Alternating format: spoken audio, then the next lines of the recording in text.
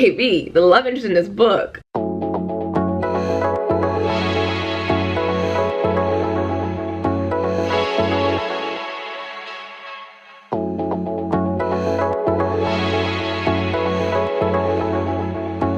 Welcome to my channel. I am Jaleesa if you're new here. Hi, if you're not new, welcome back. And today's video is like a wrap-up video for the entire year because I'm going to be talking about all of the books that I loved in 2020, and I only picked 10 because I'd be here all day otherwise, so we're doing 10. But before I get into this video, if you're not already subscribed to my channel, don't forget to do so below. And I will also have my Instagram and my Twitter page linked in the description box. These books are actually all pretty different. I will have a few fantasies on this list. I will have a few romances, as well as a couple of contemporaries. I have a pretty good mixture of books in this list of my favorite books of the year. Most of these are actually adult. I have a couple of YA. Overall, I mean, I had a great reading year. Let's not wait any longer. Let's just get right into the video, into these books, because whoo, let's just start. I'm so excited. The first book is If He Had Been With Me by Danielle Allen. I didn't know it had such heavy topics when I opened it. Mind you, I just thought it was gonna be like really nice, sweet romance, but no. In the first chapter, you were definitely given a scene where you know this will end in tragedy. And I had no idea. And I guess, I mean, and even based on like the synopsis, you really don't know that this is gonna be a very tragic book or a very heart-wrenching book, but it was. I will link the video to my review of this book. This book follows two best friends, well, two childhood best friends, Autumn and Finn. And unfortunately in middle school, they grew apart right in 8th grade as high school was about to start. In high school, they had two different friend groups. They both get into different relationships with two different people. We get to see from both perspectives that they're always pining after one another. And for whatever reason, I eat that stuff up. But in this book, it was so frustrating because it was just like, the reason why they weren't friends anymore was something very simple. And if they just would have talked about it, it would have been squashed. They might have been together. There's some foreshadowing in the very first chapter. Like the entire first chapter is a foreshadowing moment, but you're not told who is a part of this scenario and what happens to them until the very end. And then when that scene happens at the very end, something else happens after that. And when I tell you, this book was just so hard to read. Oh my gosh. Oh, it was so hard to read, but it was beautiful watching them grow up together and experiencing their lives together and how they were forced to be a part of each other's lives because their moms are best friends. I will say, definitely need trigger warnings for this book. At the very end, it touches on self-harm and suicidal thoughts, as well as you have teenage pregnancy in this book. But this is one of my favorite books that I've ever read of all time. It just brought out so much emotion for me. The next book also will come as no surprise to anyone who's watched my videos in the past. I don't rave about this book. However, I have a reading vlog for this book that I will post in the description box too, because again, I cried like a baby. I cried so hard that I went outside to my parents to their room and was crying. They were like, oh my gosh, what's wrong? Are you okay? I'm like, no, I'm not okay. Tiffany wrecked me. And they're like, who's Tiffany? I'm not okay. The next book is Monday's Not Coming by Tiffany D. Jackson. And whew, what do I say about this beautiful piece of art? This book follows Claudia, whose best friend went missing, and her best friend's name was Monday. It just follows the trauma that comes with losing a best friend or with her going missing, and we just get to see like Claudia's whole life as she's looking for her best friend, trying to connect the dots, trying to figure out why everyone else around her doesn't seem to care what happened to her best friend. Like, she's the only person who's fighting for her friend, who's trying to look for her, who's going around town putting together all these clues, and the whole time people are acting like it's not a big deal. They're just not taking her serious at all. And this book really hits on what can happen when you turn a blind eye, what can happen when you don't take someone seriously when they say that someone needs help. This book definitely hits on child abuse and child neglect, and it is very sad. I can't even lie to y'all, like, I did not expect it to be as sad as it was, but I was distraught when I finished this book. I cried for 30 minutes after the book was over. Like, seriously, not even exaggerating here. This book was a piece of work, but it was incredible. And at the end of this book, I really sat down for like 30 minutes to an hour and thought about all the kids of color and all the black kids who have gone missing in every part of the world, and how we just, and I say we collectively as people, because we just seem to not care. We don't put in the effort to look for these children. We don't put in the effort to find them. They don't take kids like us, kids who look like me and other people, don't take us seriously. And I think that Tiffany did a beautiful job of depicting that reality, and it's equally sad and beautiful at the same time. And when I tell y'all, this book touched my heart in a place I didn't know a book ever could. It definitely shows how family and friends can really be a saving grace. I can go on and on about this book. I really could, but it is a favorite of mine for all time. It was just so beautiful. Tiffany, thank you so much for writing this book, because there are so many kids who are here now, who aren't born yet, who are gonna need this book. and who this book is for and who this book is about. Thank you so much for writing it because it's beautiful. So let's move on to the next book. I raved about this book in the beginning of my booktube days, which was like back in March.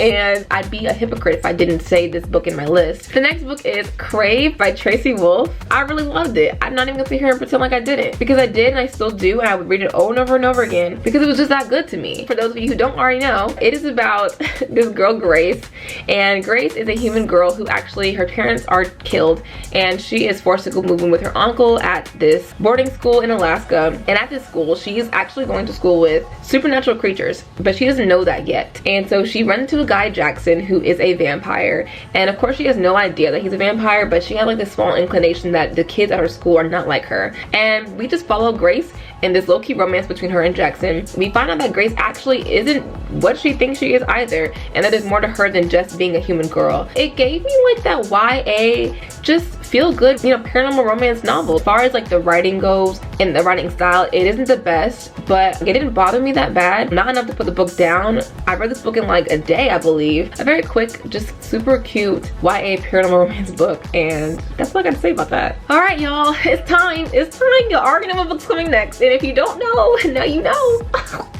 Okay, so I'm gonna put these two books together because they're technically two different books, but I can't talk about one without bringing up the other one. So I'm gonna bring them both up for y'all. Can I get a drum roll, please? Those two books are From Blood and Ash and A Kingdom of Flesh and Fire by Jennifer L. Armentrout, JLA, the queen, the one and only. Oh my gosh, JLA stole the show this year for me. I mean, she really stole the show for me when it came to fantasy romances. These two books were so amazing. So what are they about? I'm gonna tell you. These two books follow Poppy, who is a maiden, which basically means that she has this rare gift that requires her to be pretty much in solitude. She cannot be touched by anyone, spoken to. She can't even be looked at, honestly. But basically, Poppy's entire purpose is to serve the Kingdom of Blood and Ash in their ascension. And basically an ascension is just these people becoming immortal. And she meets this guy, Hawk, who becomes her bodyguard. And yes, it's a bodyguard romance, yes it is, but there are so many secrets in this book, this first one. Secrets unravel in this book that require Poppy to decide who she trusts and who she doesn't trust. And oh, it's just so good. She actually embarks on a quest at the end of this book, which takes us into the second book. The second book is a journey that she's taking with her bodyguard Hawk to the Kingdom of Flesh and Fire. She learns about her role in both these kingdoms because these two books are just so amazing. But I can't talk about these books, I don't know what to say. I don't know what to say. But yeah, she learns about her roles in these two kingdoms in the second book, and it's just amazing. It's just so good. Oh my gosh. And yes, if you're a fan of Sarah J. Maas books, you'll like these books. I really think you will. JLA, oh my gosh, you did your thing with these two books. I don't know what to do. I don't know what to do with these books. I put them down. I don't know what to do. My arms get tired. Okay. My hand really hurts. That brings me to Sarah J. Maas herself. She actually has written some books that became favorites of mine, and I didn't think they were gonna be, but they were. The next book on this list, A Court of Mist and Fury by Sarah J. Maas. Because this book is the second book in the series, I don't want to talk about too much what goes on in this story. I will just say this book is a favorite of mine because I feel like the story starts with this one, and I think that Sarah did such a beautiful job of making favor of this girl, where she grows so much from book 1 to book 2. She kind of grows into her own person, and she solidifies herself as one of the best female characters I've ever read in a book in the second book, because she takes no crap in book 2 and she fights for what she believes in, and I think that's so amazing. And then the love interest in this book, baby, the love interest in this book, I have nothing else to say about that. That's just all I gotta say. The love interest in this book, so good. The characters in this book are so lovable, all of them. Well, okay, wait. All of the ones that surround Feyre in this book are so lovable. I want to be a part of their group so bad. But this book was so amazing and I loved it. Of course, in Sarah J. Maas fashion, she has to write another great book that I just fell in love with this year. House of Earth and Blood, aka Crescent City by Sarah J. Maas. I love this book so much because, again, it is a fantasy book. It included so many fantasy creatures that I have never read about before, which was exciting for me. The main character, Bryce, she is just amazing. She is so funny. She's cool, she's strong, she's smart, and she has a way of being super relatable that I feel like a lot of people need that in the book. They need to see a relatable character, even in a fantasy book. And Bryce was super relatable. She's the party girl, but like, don't take no crap either. And she means business when she means business. Even though people overlooked her, you know, they didn't really see her. And just the way Sarah ripped my heart out in this book, I don't know why she does this to me or to any of us. Sarah will write in a character that's so amazing, and then boom, whew, Crescent City was so good. I cannot wait for book 2 to come out. I don't know when it's coming out, but I'm ready for it. I'm ready to read it. I don't care if it's 1,000 pages long. I'm gonna read it. I'm gonna read it. And the next book I don't have physically, but it is Truth or Dare by Danielle Allen. And this book was so cute and so funny. I am surprised that this is on my list, but not really, because when I read this book, I ate it up in one day. And when I tell you, this book just felt like home for me. And I don't have many books, if any books, that feel that way. First of all, this book follows Kingston and Simone, two friends from college who are getting together for a wedding, one of their friends' weddings. They're at the destination wedding and they just are getting together. It's like a reunion type of book, and they played Truth or Dare in college, so they're playing it again for old time's sake, and things get hot and heavy between Kingston and Simone, and they start to really develop feelings for one another, and they kind of explore that. But the thing I love about this book is, aside from it being a wedding themed type of book, I love when people find love at weddings. It's one of my favorite things ever in movies, or in real life actually too. The thing I love most about this book were the friends and the characters in this book, because I felt like Danielle wrote my friends in a book. I felt like I could point to Kingston, I could say, oh, that's my friend so-and-so, or I could point to Simone and be like, oh, that's me. I know these characters is what it felt like. And so yes, the book felt like home for me. And so that book definitely makes this list because I loved it. It was beautiful, it was funny, it was cute, it was black, and any author that can write a book that way, that resonates with me on a deeper level, I stand forever. And last but most certainly not least, I have a review on this book as well, because this book is a favorite of mine to end the year out. I did not think that I would love this book. I came to love it, and who would have thought that I would love Ninth House by Leigh Bardugo. This book was so incredible. I have a whole book review on this book, so I will not go in depth about what it's about. If you want to know my thoughts on it, watch that video. But those who watched it, those who read Ninth House, you know why I love it, I hope, because this writing, oh my gosh, the writing in this book was so perfect for me. I didn't feel like I didn't understand anything at any point. Being that it's taking place on a college campus, I love that too. But I also love the dark themes in this book, because the dark themes in this book were handled with such care. And with someone who actually can relate to a lot of the things that happen in this book, and I mean closely relate to it, I appreciate the way that Leigh Bardugo wrote them in her book. I appreciate the fact that she gave them some reality, but also, you know, she did it gently enough for people who have experienced it like this to be able to read it still and stomach these themes, but also for those who haven't ever experienced it, I'm sure they could probably see how important they are and how serious these things are. Thank you. Hi everyone, I'm actually currently editing this very video right now, but I realized that I only named 9 books, and as I was editing, I forgot a favorite book, and so I'm going to bring it up now. It is All Your Perfects by Colleen Hoover. This is the last book on my list. I don't know what made me forget. Like, I don't know how I forgot about this book as I was talking. I guess because I don't have it physically, so like, brain fart. Anyway, this book is brilliant. It's amazing. It is the only Colleen Hoover book I've ever read, but I know that she does write very hard-hitting contemporaries, and this particular book definitely hits on really real subjects that real people go through. And so for this book, it deals a lot with trauma that comes from infertility, comes from a marriage that's kind of in shambles, but two people who are wanting to fight for each other, who want to make it work. And it's just so beautifully written. This book made me cry, and the way that Colleen wrote the story of these two characters, she really made them so real. So this book was just all around